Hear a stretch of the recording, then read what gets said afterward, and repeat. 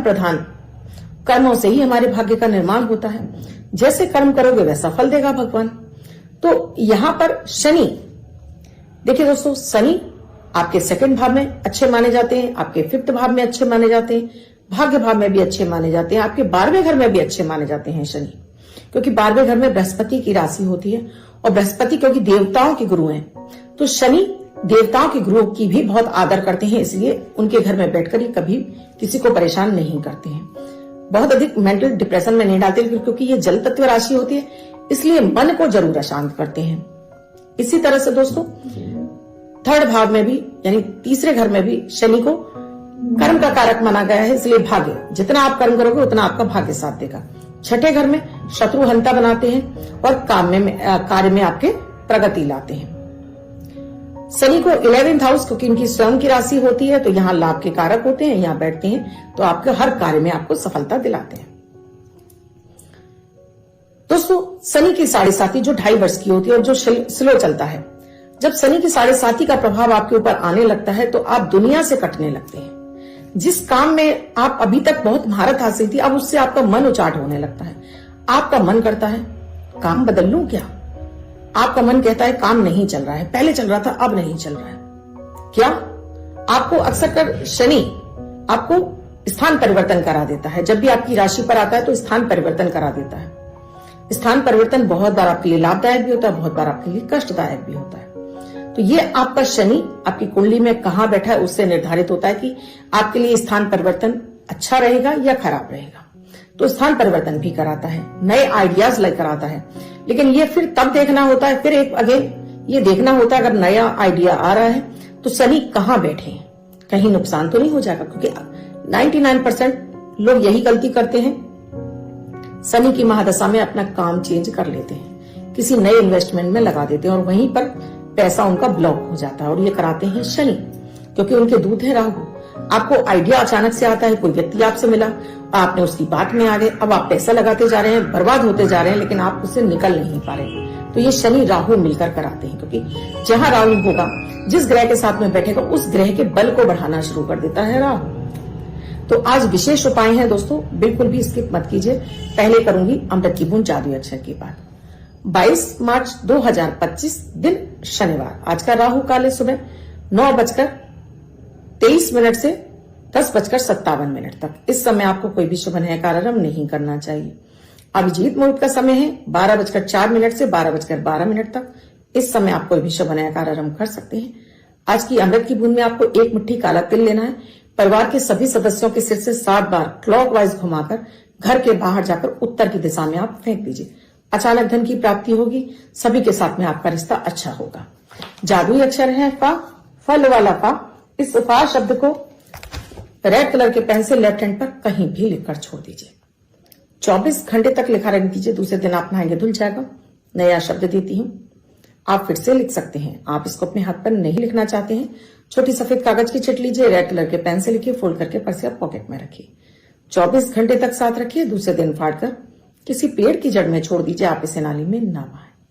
दोस्तों शनि 12वें घर में जाएंगे तो एक आपको नसों से संबंधित समस्याएं देना शुरू करेंगे, क्योंकि इनकी सीधी सप्तम दृष्टि पड़ेगी आपके बुध पर, और जहां बुध उच्च का होता है उस घर को देख रहा होगा, तो ये नाड़ियों से संबंधित आपको परेशानियां देना शुरू करेगा। स्थान परिवर्तन करा देगा आपको हालांकि यहां बैठकर आपके खर्चे तो बढ़ाएगा, लेकिन खर्चे आप बहुत सोच समझकर करने लगेंगे। आपको समझ में आने लगेगा कि कहां आपको खर्च करना है, कहां नहीं करना है। हाँ, रोग बीमारी आपको बढ़ा सकता है, आपको पेट के रोग दे सकता है, आपको नाड़ी और नसों के रोग भी दे सकता है। शनि यहां बैठेंगे, स्थान परिवर्तन हो गया, रोग हो गया आपका, और पैसा आप बचत करना शुरू कर जाएंगे। ये एक अच्छी आदत है, क्योंकि शनि यहां बैठेंगे तो धन भाव को देखेंगे, तो ये यहां पर आपको उनकी तीसरी दृष्टि रहेगी दोस्तों। तो यहां से ये धन की बचत करने की आपको एक प्रेरणा देंगे कि भाई अब फालतू खर्चा नहीं करना। लेकिन हाँ, ये लोगों से काटना शुरू करेंगे। आप एकांत में अकेले रहना बहुत पसंद आएगा। आप थोड़ा सा निगेटिव होते चले जाएंगे, अपने आप में रहने लगेंगे। ये अच्छे साइन नहीं है। आपको जब भी शनि की 7.5 का असर अपने ऊपर दिखाई देने लगे, यानी आपको लगने लगे कि अब कुछ आप मूडी हो गए हैं, आपको लगने लगा अब लोगों के बीच में आपको बैठना अच्छा नहीं लगता है, तो समझ जाइए कि शनि का प्रभाव आपके ऊपर बढ़ रहा है। ये नहीं होना चाहिए, क्योंकि शनि धीरे धीरे आपके ऊपर हावी होकर आपको धीरे धीरे डिटैच करते जाएंगे परिवार से भी और अपने जॉब व्यवसाय से भी। तो एक सबसे पहले अपने आप को प्रतिदिन आपको मेडिटेशन जरूर करना चाहिए। सुबह आप जब उठें बिस्तर पर तो 3 बार हथेलियों के दर्शन करके रब करके चेहरे पर मलिए, लक्ष्मी जी का ध्यान करिए, अपनी कामना बोलिए और 5 मिनट के लिए मेडिटेशन कीजिए। आंख बंद करके ध्यान कीजिए। ओम का मंत्र जाप कर सकते हैं आप, बगलामुखी का ह्रीम मंत्र का जाप कर सकते हैं आप, ह्रीम मंत्र का जाप कर सकते हैं, कोई कामना अपने मनी मन बोल सकते हैं, अपनी आंखें बंद करके मेडिटेशन कीजिए। हर दिन नहाइए जरूर, नहाना बहुत जरूरी है। साथ में ही दोस्तों आप अपने से नीचस्थ कर्मचारियों को उनके समय समय पर उनको कुछ भी ना कुछ देते रहिए। विशेष रूप से आपको वर्कर्स जो कि मजदूर हैं या हॉस्पिटलों में या कहीं भी आपका अनाथालय वगैरह है, यहां पर चैरिटी करते रहिए, चाहे वो पानी का हो, चाहे वो खाने पीने की चीजों का हो। अपनी श्रद्धा अनुसार, अपनी पॉकेट के अनुसार आपको दान करते रहना चाहिए।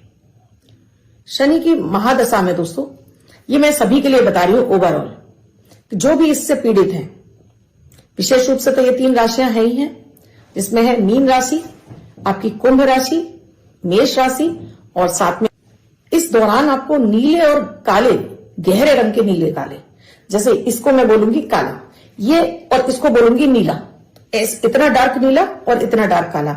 बाकी ये कलर आप पहन सकते हैं, ये जो मैंने पहना हुआ है ये कलर आप पहन सकते हैं, लेकिन बहुत ज्यादा डार्क कलर आपको टोटली अपर बॉडी पर छोड़ देना चाहिए। कभी कभार आप पहन सकते हैं, लेकिन रेगुलर वे में आप मत पहनिए। देखिएगा कि शनि आपके किसी भी तरह से आपको परेशान नहीं करेंगे, बल्कि आपके लिए हेल्पफुल हो जाएंगे, यानी आपका विजन बढ़ जाएगा।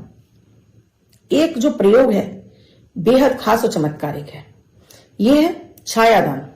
हर शनिवार को एक पात्र में सरसों का तेल लीजिए, चेहरा देखिए, एक सिक्का डालिए, किसी को दान कर दीजिए। आप कोई दान लेने वाला नहीं है, उस स्थिति में आपको इसमें चेहरा देखना है, बाती लगाइए और संध्या के समय अपने मुख्य द्वार के बाहर या किसी पीपल के पेड़ के नीचे जाकर जलाइए। आपको भूल कर भी शनि प्रतिमा पर आपको तेल अर्पित नहीं करना है। शनिवार को विशेष रूप से आप लोग जाते हैं, शनि के दर्शन करते हैं, शनि की आंखों में आंखें डालकर उनसे अपने संवाद करते हैं। ये सबसे खतरनाक है दोस्तों। कहीं भी ज्योतिष शास्त्र में शनि की प्रतिमा के दर्शन लिखे ही नहीं है, हर जगह वहां शिला का लेख है, क्योंकि ये आपको जग विदित है कि शनि की दृष्टि वक्र है और उन्हें श्राप मिला हुआ है, जिस पर उनकी दृष्टि पड़ जाएगी उसका वो सर्वनाश कर देंगे। एक छोटी सी मैं कथा आपको सुनाती हूं।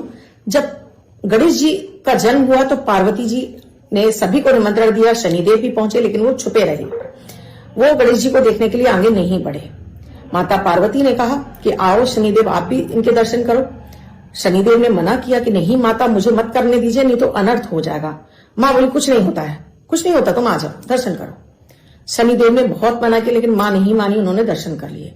और आपने देखा कि शनि की का प्रभाव कि गणेश जी का सिर उनके ही पिता ने युद्ध में काटा और फिर उनको हाथी का सिर लगा। लेकिन एक और विशेषता देखिए कि वो बालक गणेश जो सर्व पूज्य बन गया, प्रथम पूज्य बन गए, यानी कि शनि ने जहां उनके साथ में गलत तो किया, गलत तो हुआ, लेकिन क्या हुआ, जो दिया वो सर्व दुनिया में एकदम विशेष उन्हें बना दिया। तो शनि भी यही करते हैं, पहले आपको मांझते हैं, उसके बाद जो देते हैं वो होता है आपके हाथ में हीरा।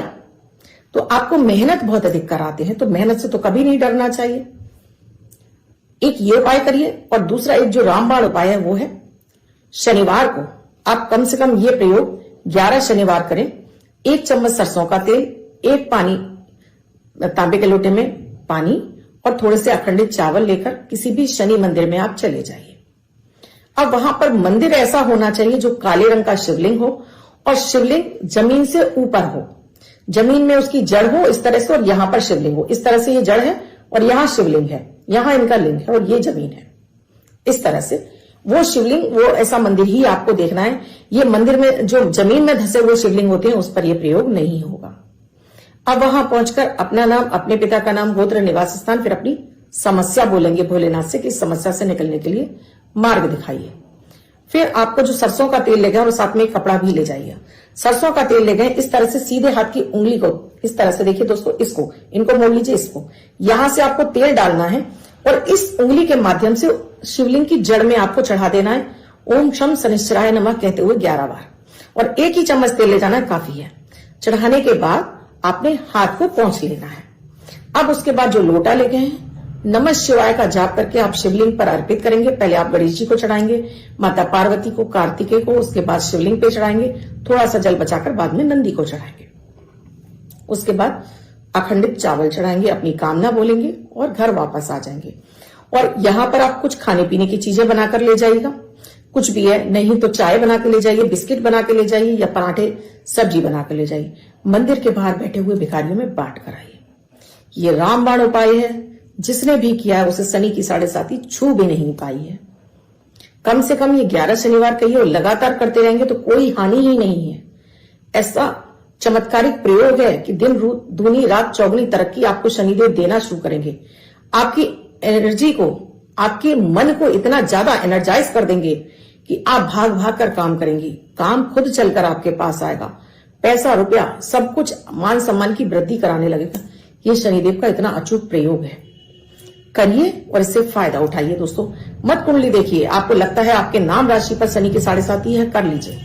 आपको लगता है आपके लग्न पर है, आपके चंद्र कुंडली पर या आपके नाम पर, बहुत बार क्या होता है चंद्र कुंडली अलग होती है, लग्न कुंडली भी अलग होती है, लेकिन आप